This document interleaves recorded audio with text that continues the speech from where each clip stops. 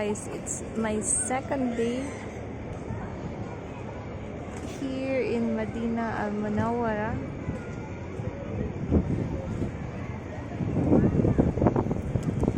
And this is the usual new routine every Friday.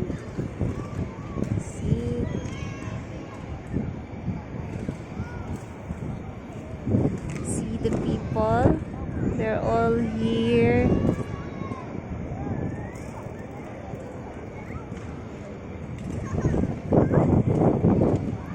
We're here at the female side and waiting for Duhur prayer. It's my second day here in Medina. Afterwards, we're gonna ride this tour to visit all the historical places here in Medina, inshallah. So we're waiting for Duhur prayer, and as you can see, everyone is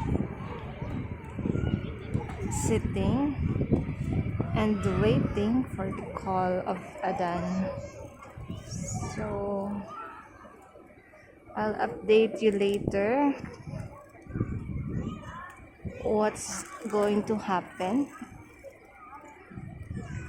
with our Medina tour, inshallah. See you next vlog, guys. Thank you.